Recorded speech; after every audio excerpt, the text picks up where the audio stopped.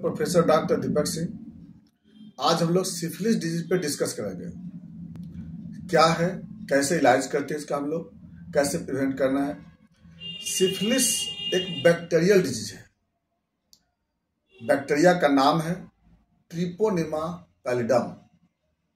या सिफिलिस का मीनिंग होता है डिस्ट्रक्शन, यानी यह एक बैक्टीरियल डिजीज है और इसके कारण हमारे बॉडी में कई जगह पर डिजीज डेवलप करता है। एक एक करके बात करते हैं हम लोग। ये जो डिजीज बैक्टीरिया है इसका नाम होता है ट्रिपोनिमा पैलिडम। तो स्पाइरोचीट शेप का होता है ये और ब्राइटेस्ट बैक्टीरिया है, काफी चमकदार होता है बैक्टीरिया। और यह पर्सन टू पर्सन ये किसी न किसी वे से फैलता है। इसमें सबसे ज्यादा जो फैलने का जो कारण होता है वह होता है sexual transmission, unprotected sexual intercourse के कारण। अगला number 2, organ transplantation, blood transfusion, या फिर बहुत क्लोज कंटेक्ट कोई क्लॉथ हो रहा हो तब उस केस में ये ट्रांसमिट हो सकते हैं। यह बैक्टीरिया का जो रिस्क फैक्टर क्या है, वीक इम्यूनिटी सबसे बड़ा फैक्टर होता है। यह बैक्टीरिया जो हमारे बॉडी में सबसे पहले ऐसे 3 तरह का सिफिलिस प्रोड्यूस करता है, प्राइमरी, सेकेंडरी, टर्शियरी सिफिलिस। जब यह बैक्टीरिया पहली बार आता है तो जेनाइटल ऑर्गन्स के स्किन पे अटैच कर जाता है, मेल से भी फीमेल में भी, दोनों में, और वहां पर वो मल्टीप्लाई करता है। तो सेल के अंदर मल्टीप्लाई करने के कारण इसमें इम्यून रिस्पॉन्स नहीं हो पाता है, और इम्यून रिस्पॉन्स नहीं होगा तो इन्फ्लामेशन नहीं होता है। यहाँ पे इन्फ्लामेटरी ना कोई साइन मिलता है। यहाँ पे धीरे धीरे वहां पर सेल के अंदर मल्टीप्लाई करता है, सेल को डैमेज कर देता है और उसके बाद डैमेज करते चला जाता है, लेकिन कोई भी वहां पर इन्फ्लामेशन, न पेन, न स्वेलिंग, इसे कुछ नहीं मिलता है। और यह एक समय ऐसा होता है वहां पर एक अल्सर प्रोड्यूस करता है जिसको लोग कैंकर बोलते हैं। कैंकर वह अल्सर करता है जेनिटल ऑर्गन में, मेल जेनिटल में भी और फीमेल जेनिटल में भी, दोनों में अल्सर प्रोड्यूस करता है जिसको कैंकर बोलते हैं। और इस अल्सर में कोई दर्द नहीं होता है, पेनलेस अल्सर, लाल रेड कलर का वहां पे इरप्शन होता है जेनिटल ऑर्गन में।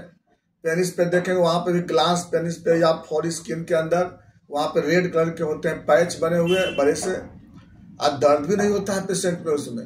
आप फीमेल में देखेंगे तो वहां पे वेजाइनल ट्रैक्ट में रहते हैं वहां पे, और यह इरप्शन कई समय तक रहता है।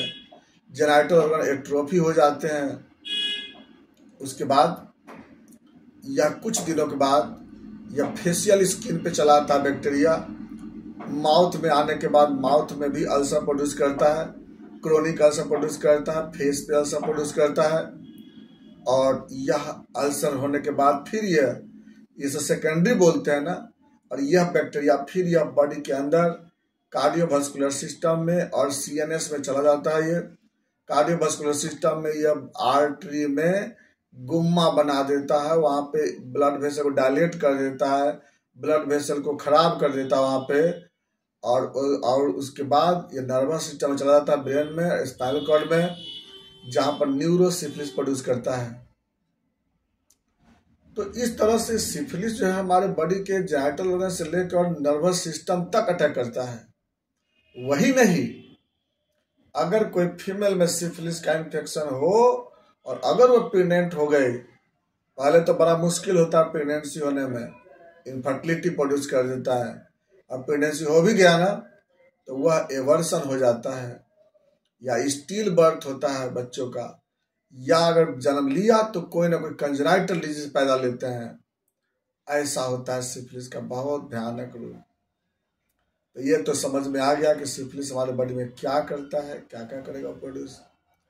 अब इसका हम पता कैसे लगाते हैं, तो इसके लिए हमको सबसे पहले, ऐसे तो डायरेक्ट हम लोग देख लेते हैं, हम लोग को तो एक्सपीरियंस है हम लोग का, तो डायरेक्ट पेशेंट को देख लेते हैं, या हम लोग ऑनलाइन भी व्हाट्सएप पे फोटो मंगाते हैं और उस पर भी देख के हम लोग बता देते हैं। पेशेंट सिम्टम भी पूछते हैं, अब फोटो देख के बता देते हैं हम लोग। और देखने के बाद और ज्यादा कंफर्म करने के लिए लगभग 60% तो हम लोग देख के बता देते हैं। अब बाकी जो 40% कंफर्मेशन के लिए क्या करते हैं हम लोग, तो लैब जांच कराते हैं। लैब जांच में सबसे पहले लिखते हैं VDRL। VDRL टेस्ट, यह ब्लड लेते हैं पेशेंट का, और यह एंटीबॉडी का जांच है, ट्रिपोनियम पैल्डम का, और उससे जो है पता लगा लेते हैं। VDRL से रिपोर्ट में आपको आएगा रिएक्टिव, अगर नहीं रहेगा तो नॉन रिएक्टिव रहता है, और रहेगा तो पॉजिटिव रहने पर रिएक्टिव लिखा रहता है। कहीं कहीं पॉजिटिव देता है, कहीं कहीं रिएक्टिव देता है। नंबर 2 में आता है WR वासरमैन रिएक्शन, जो कि आजकल तो नहीं होता है ये। अगला होता है TPHA, जो एंटीजन का जांच है, बहुत ऑथेंटिक जांच होता है। TPHA याद रखिएगा, आप जब भी जांच करा के बताइएगा तो VDRL और TPHA जरूर करके बताइएगा हमको, क्योंकि इसी पे हम आपको दवा करेंगे। आपको हम ट्रिपोनियम पैल्डम हीम एग्लूटिनेशन टेस्ट बोलते हैं। यह भी ब्लड से जांच होती है, इसके लिए ब्लड लेते हैं और ब्लड से जांच होता है। TPHA रिपोर्ट में आपको आएगा पॉजिटिव। उसके बाद आपको अगला जो जांच होता है, जो डायरेक्ट माइक्रोस्कोपिक एग्जामिनेशन होता है, जिसमें जहाँ पे इरप्शन होता है जेनिटल ऑर्गन में, माउथ में, वहां से इरप्शन लेते हैं और माइक्रोस्कोप में देखते हैं। माइक्रोस्कोप में आपको डार्क फील्ड माइक्रोस्कोप में जब देखेंगे ना, एकदम ब्राइट सिल्वरी चमकता हुआ बैक्टीरिया दिखाई देता है, बोल देते हैं सिफिलिस पॉजिटिव प्रेजेंट है, सिफिलिस बैक्टीरिया प्रेजेंट है। लेकिन देखो होता क्या है कि वो सब जांच कोई नहीं करता है आजकल। हम लोग देखे हैं कि प्रैक्टिकली में बहुत कम लोग ये जांच करते हैं डार्क फील्ड वाले माइक्रोस्कोप से। ज्यादातर तो रिसर्च वगैरह में देखे हैं कि अब करता है लोग, लेकिन TPHA और VDRL तो सब लोग करा के बताते हैं हम लोगों को। तो इसलिए 2 जांच करके हमको जरूर बताइएगा जब भी आप हमसे अगर संपर्क करते हैं तो। अब आते बात इसका ट्रीटमेंट कैसे होता है। सिफिलिस के लिए सबसे पहला तो प्रोटेक्शन बहुत जरूरत होता है, क्योंकि आपको सेकेंडरी इन्फेक्शन ना हो और ना आपसे वो फैले किसी को, दोनों बात होती है। आपको सेकेंडरी इन्फेक्शन हो गया अगर सिफिलिस में तो फिर भयानक रूप हो सकता है, फिर क्योंकि ऐसे वहां पर इम्यूनिटी कमजोर है, और नहीं तो दूसरों को फिर फैल सकता है। तो प्रोटेक्शन तो बहुत जरूरी है ना पहले सिफिलिस में। अब बात करते हैं इसका दवा के लिए। इसके लिए जो होम्योपैथिक में सबसे अच्छी दवा है वह है सिफलिनम। सिफलिनम को पोटेंशियम में हम लोग स्टार्ट करते हैं 30 पावर से।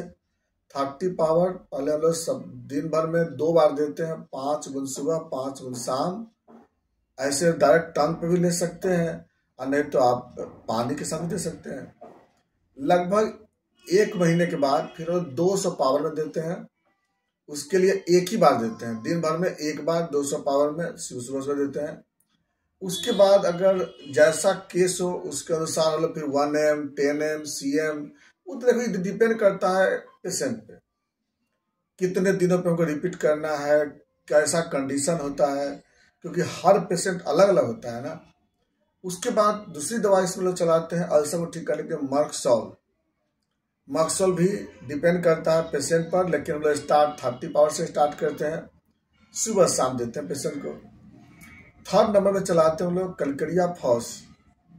कलकड़िया फॉस हम लोग चलाते हैं, इसमें 6x में 6 टैबलेट सुबह 6 टैबलेट शाम देते हैं। जरूरत पड़ने पे हम लोग फिर इसको और भी चेंज करते हैं। इसका अगला दवा होता है इसमें आर्सेनिक सल्फेटम, 6x पावर देते हैं, 2 टैबलेट सुबह 2 टैबलेट शाम देते हैं। बाकी जरूरत पड़ने पे इसके पावर को चेंज करते हैं। ऐसे और भी बहुत सारे दवा है, इसमें डिपेंड करता है पेशेंट पे किस तरह का दवा यूज करना है, कौन कौन सा दवा यूज करना है, पेशेंट कॉन्स्टिट्यूशन सिविरिटी, ये सारे चीज पे डिपेंड करता है ये मेडिसिन पे। इसके लिए आप डायरेक्ट संपर्क कर सकते हैं। बाकी बात नेक्स्ट वीडियो में। Thanks for watching.